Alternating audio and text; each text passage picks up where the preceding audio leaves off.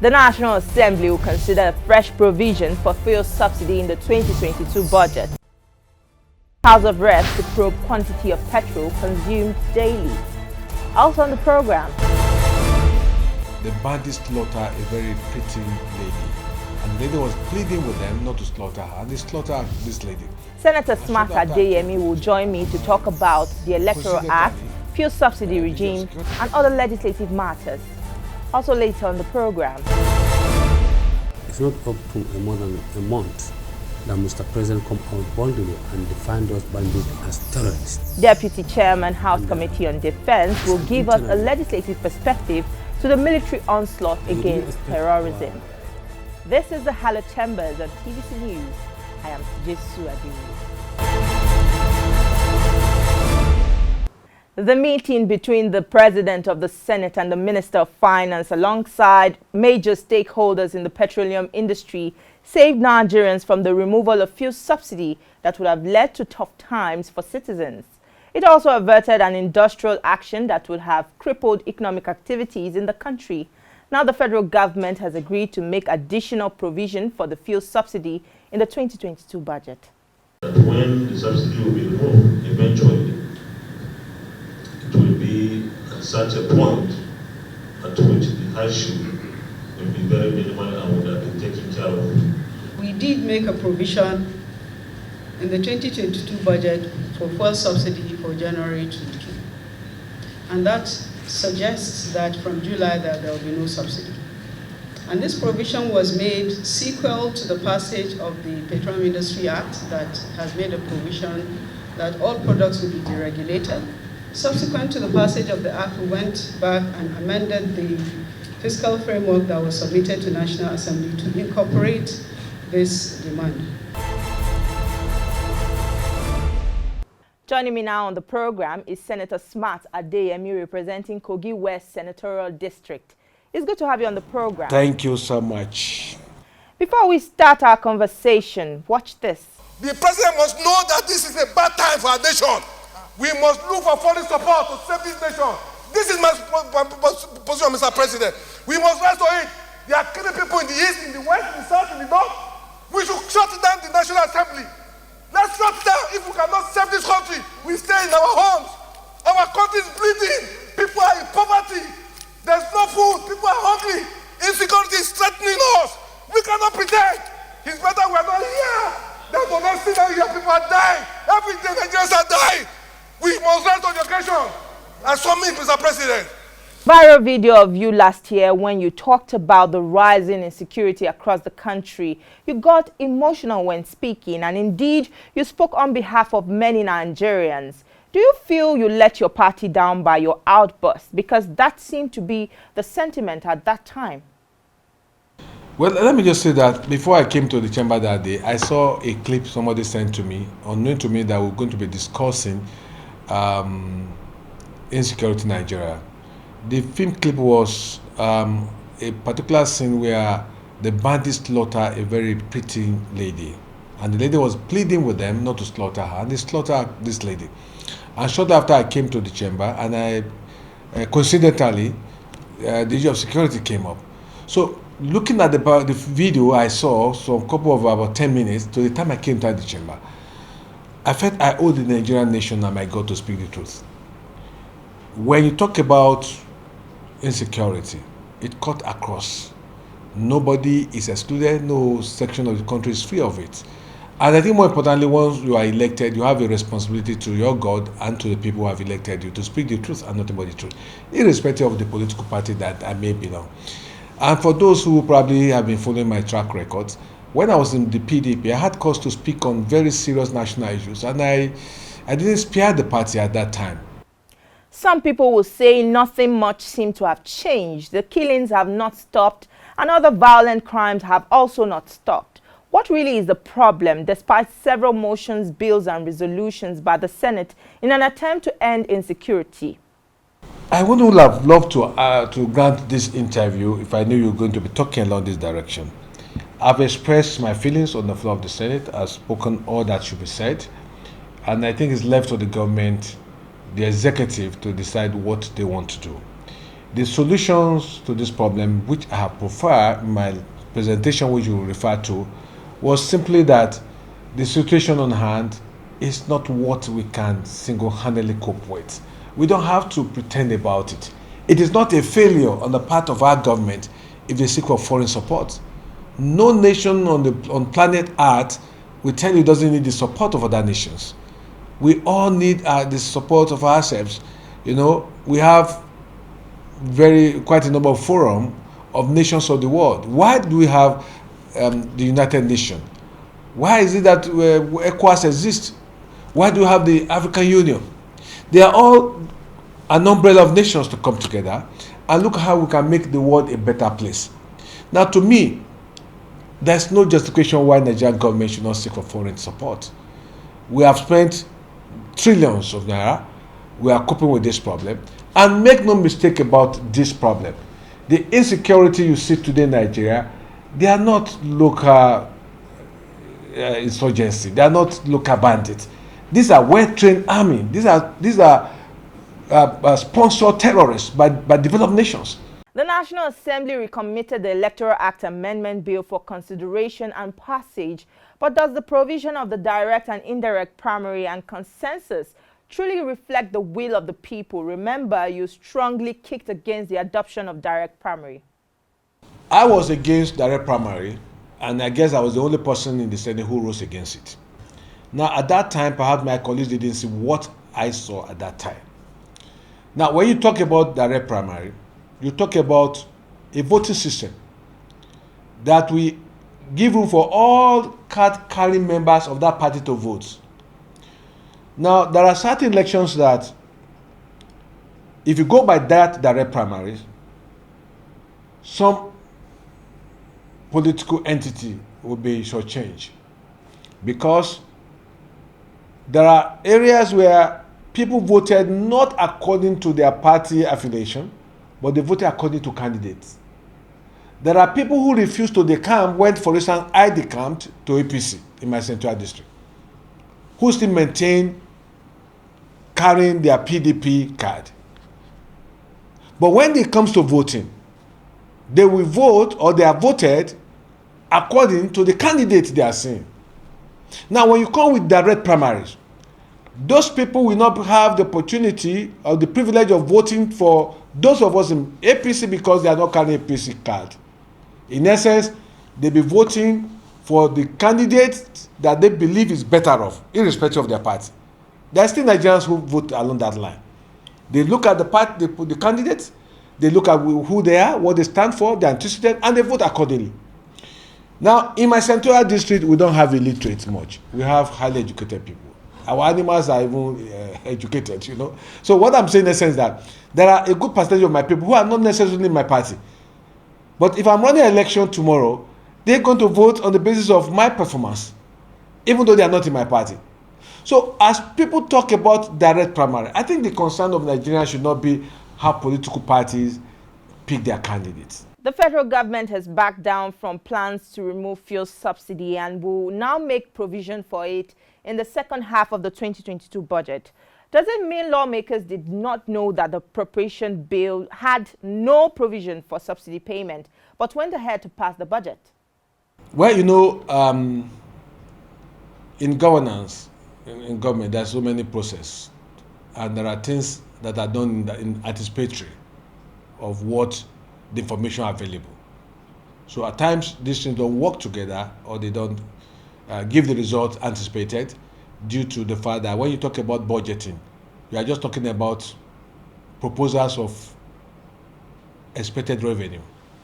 Okay, now those are the things that determine the execution of any budget. So whatever budget you have cannot be said to be a final statement of expenditures, except when the economy meets the projected figures.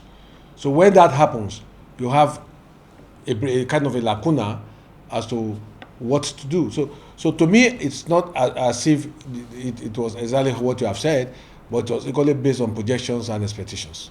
But subsidy will eventually be removed because it is not sustainable. Is there a better way to take this tough step? The issue of subsidy in Nigeria is nothing than institutionalized corruption. The consumption of Nigeria is far below what we are importing. So what is happening? There's a cartel of powerful Nigerians who, when this fuel gets imported, they are taken to neighboring countries. Nigeria crude that we import is what goes around the West African sub-region. That is the truth. And those who are in tune, who are in this business, are very powerful Nigerians. And they know, the people are aware, they know. Like I said earlier on, you see, speaking the truth in Nigeria, you'll be stepping on too many toes. There is institutionalized corruption in the oil sector. That successive administration, when this government came, this our government, how much was said to be for oil subsidy? Today, how much is it? I wouldn't want to go too far so that I can sleep with my two eyes closed in my house. But those who are making Nigeria should know that one day they will die. The Senate recently passed a bill to put the Aviation College under TET Fund. How would this improve capacity and add value to the aviation sector? Well, you must bear in mind that the College of Aviation in Zaria trains not just Nigerians in the aviation industry.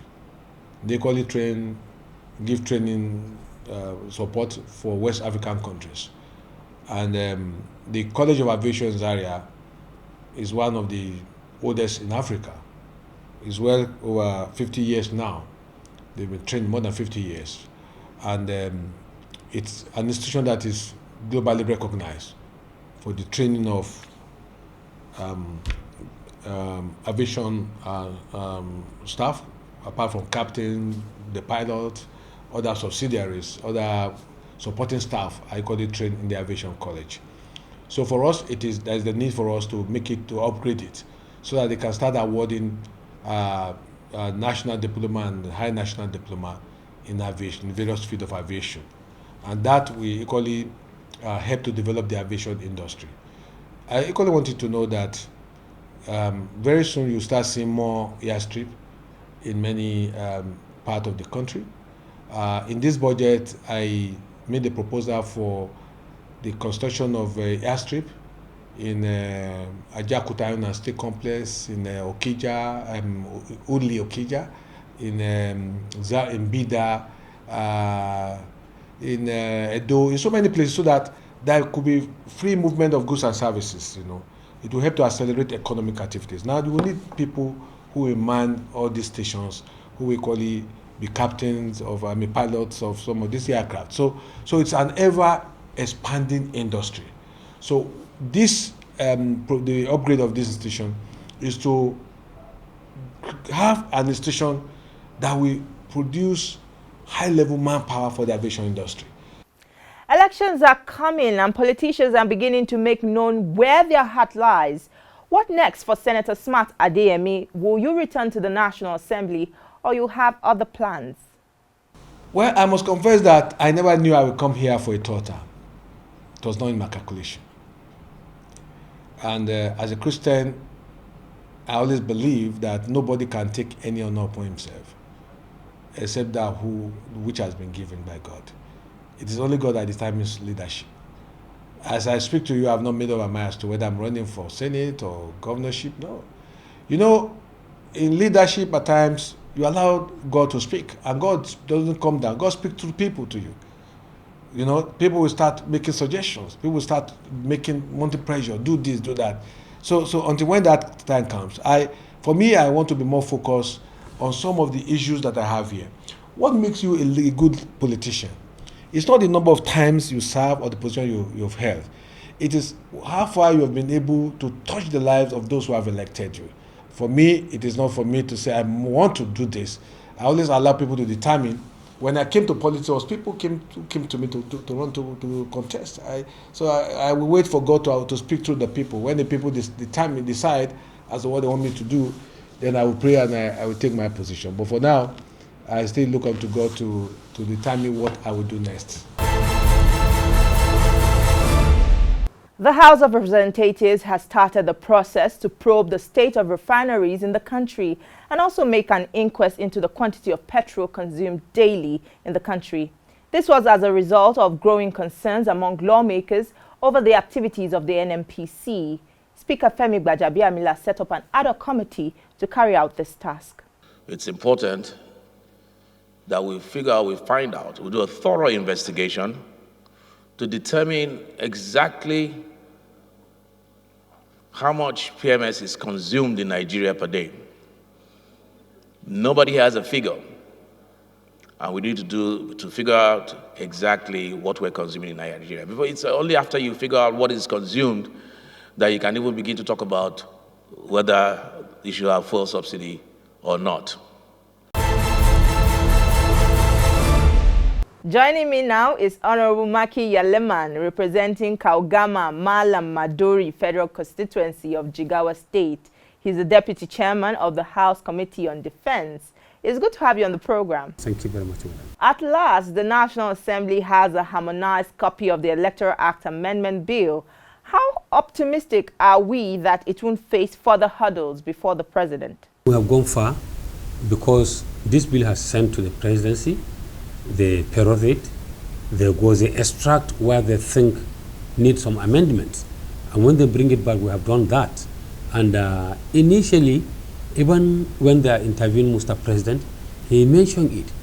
When I think I could recall vividly that Cyril Stover was asking about the mode of this thing. And it's true what Mr. President said. That's democracy. You allow the political parties to decide on the candidate, the method of the candidate they want to produce, to contest for the party. That is a direct, indirect, or consensus. And it's all what we agree from the two chambers. I don't think there is any headache for the bill not to be assented to. Why did the Parliament have to do the bidding of Mr. President and not override his decision to withhold assent? There is no way we can override Mr. President. We all believe what Mr. President come up with it. There's a clear democracy. You allow political parties to decide on the method or the way how to produce their candidates. It's not only APC and PDP are political parties. We have many political parties that are not all that stronger than APC or PDP. They can even agree to have a consensus candidate because they don't have the financial strength to curtail all these kind of processes. So I think that's democracy. You allow people to decide on who will contest in their political party. As a tail end, what people are asking is what is happening. That's democracy in Nigeria, and it is practicable everywhere in the world. Let's look at the condition for consensus candidacy. What does that hope to achieve? From the word consensus, what brings consensus? Is where two minds come together, agreed on certain things. That's what consensus is all about. So even what we have said in the floor is exactly what is happening. It's not only somebody will go and lock himself in a room and come out and say, this is the decision. That's not consensus.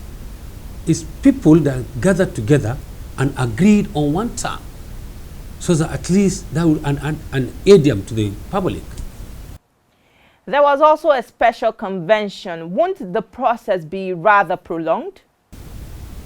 Not really, madam. Even whether we said it there or not, it's already, like in my political party, already that process is there. It's like we even go there and pull it out and come and insert it there. That's what we even have in our All Progressive Congress. That's the APC. We have direct or indirect, direct, indirect, or consensus. When the bill is finally passed into law, how effective will it help in the electoral process? This is not a new thing. Even ab initio, that that's the practice in Nigeria, whether APC, PDP, ABGA, and other political parties. They gather together, they follow the due process. We have a legal this thing that they are watching us. Anybody who is not happy with that, he follow the legal processes. You can see that when in the National Assembly, how many members were called out, how many members came in. So all if you did your things in a normal way, that you didn't fringe the judicial aspect of it, we are good to go. What for you is the addition the bill is bringing to the table? The good side of it is it gives all Nigerians the opportunity to come up and select their candidate who will come and represent them at any position, be it president, governor, senate, house of reps, state assembly, even the local government chairman and council. So it's very, very good. What changes should we be expecting in the electoral process going forward? You know, still we are not seeing this democracy. We are stepping from one step to another. I think all Nigerians, we should clap to ourselves that at least during Muhammad Buhari, the electric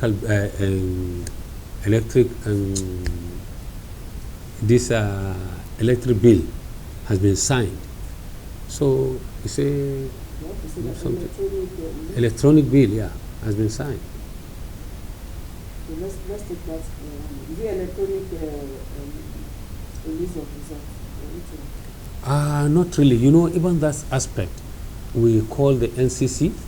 They said it's not every lungu and corner of Nigerian has a full 100% network that can transmit result. Any place that has that facility, they can do so, but other places can remove their result as usual. You are the Deputy Chairman, House Committee on Defense. How well do you think Nigeria is winning the war against terrorism? I think not quite long. It's not up to more than a month that Mr. President come out boldly and define those bandits as terrorists. And it's an internal war. And you didn't expect our gallant military to come out in the scream, start singing, jumping, that they are winning the war. But they are trying their best. And even you can testify to that. Yes. Because the level of insecurity in this country now has been reduced. Going down the constituency, how well do we tackle insecurity? The day before yesterday, around 1:32, I received a call that some bandits or terrorists en masse went to one of my local government, even a nearby village, not far from my own town. They killed one of the commandants who are seriously scouting for them. But madam, to tell you something, our security men are working seriously. This morning, they arrested those bandits. They recovered even the machine of that person that they killed. So it's not something I said our security agent will come before the screen and start saying that we are making successes or we are defeating those terrorists. So kudos to them. And I want Nigerians, we all put head together and be praying for them. They are human beings like us. What has been the gain of the National Assembly's intervention so far? We have been trying our best, and anything, not only we, even the executive, whatever the security agents requested, they don't play with it and they don't tamper with it. They even go extra mile out of the budgetary fund they have. They go to service-wide vote and even augment their request. So we thank Mr. President, we thank all the minister himself and all service chiefs. They are trying their best. Is fighting insecurity about equipment, personnel, or tactics? Yeah, you see, it's what I keep on telling people. You cannot come out before the screen and start telling the whole world, or the Nigerians, even the terrorists we are mentioning about, they are watching us, that these are your strategies, or this is what you bought, or this is what you are going to use, or this is the strength of your personnel. You don't do that in security part of it. So they are trying their best and they are winning. For your constituents, what have been the major contributions to their lives? This is my first time of coming to the National Assembly. I'm a civil servant all through my life. But, you know, as a first timer, you must pass a lot of things, and still I'm at the learning process. But with the support of Right Honourable Speaker, Femi Bajabimelia, we have done a lot to our constituents because we created changes that was not there before. We have the opportunity to empower our constituents. We build classes where they need it. We provide water where they need it. We also provide solar street light where they need it. Even our farmers, we are not left behind.